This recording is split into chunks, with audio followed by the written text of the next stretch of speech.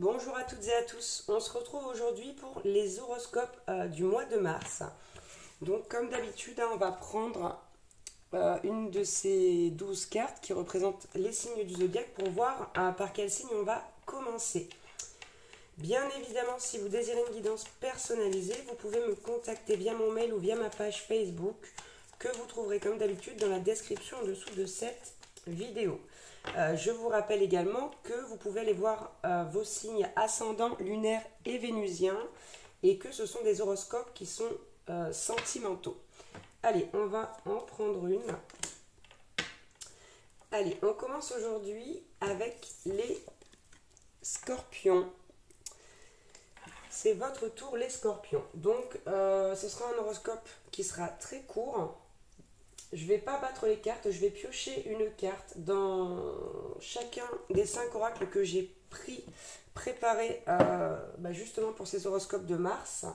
Ici, avec mon oracle de Lulumineuse, on va aller voir dans quel état d'esprit vous allez être.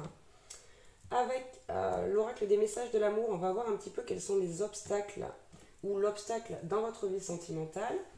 Ici, avec l'oracle des anges de l'amour, on verra quelle évolution pour vous au niveau du mois de mars, donc pour le sentimental. Avec le grand oracle de l'amour, on prendra une carte pour la conclusion.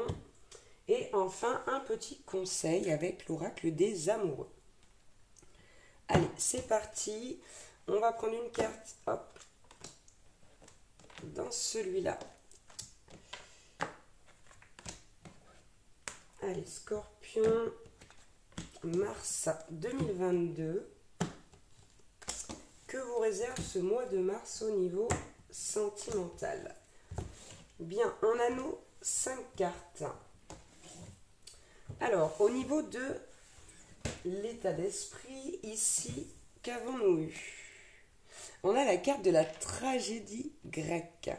Donc, je vous la lis. Tu aimes les feuilletons rocambolesques, les films poignants et les histoires à l'eau de rose, car tu as tendance à te laisser happer par les événements. Essaie de te détacher un peu de l'ambiance morose que tu fais vivre en toi. Un petit sourire, point d'interrogation. Donc ici, avec cette carte, on vous dit que vous allez être dans un état d'esprit peut-être pas assez positif. Et on vous demande justement de vous détacher un petit peu de ces pensées négatives que vous pouvez avoir. Wow. Alors, pour l'obstacle, les obstacles, on a la carte de la flamme éteinte. Donc là, on vous dit ici que la flamme de l'amour s'est éteinte dans votre cœur et que vous ne savez plus si vous avez envie de la rallumer ou s'il n'y a plus aucun espoir. Parce que vous êtes las de toutes ces histoires que vous trouvez ratées, gâchées. Et on vous dit que vous êtes comme en hibernation. D'où les pensées peut-être négatives ici chez le scorpion. On vous dit, tu sais qu'après le froid et les jours gris arrive le printemps. Si ton cœur en a envie, tu pourras à nouveau allumer cette flamme.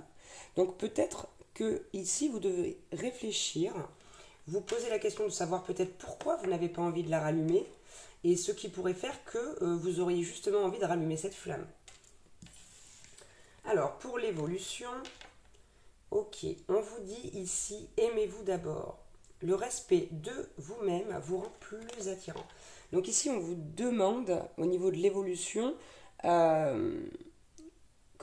d'augmenter l'amour que vous pouvez vous porter et surtout de vous aimer d'abord parce que voilà, ça passe par ça. C'est quand même très important.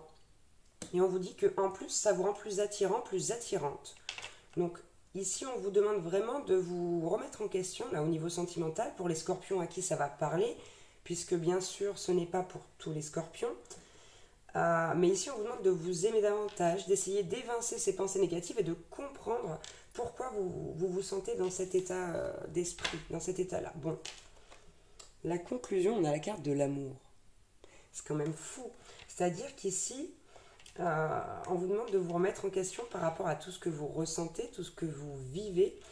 Au niveau de la flamme éteinte ici, peut-être que vous êtes avec quelqu'un pour qui vous ne ressentez plus rien. C'est une possibilité que je n'ai pas évoquée tout à l'heure.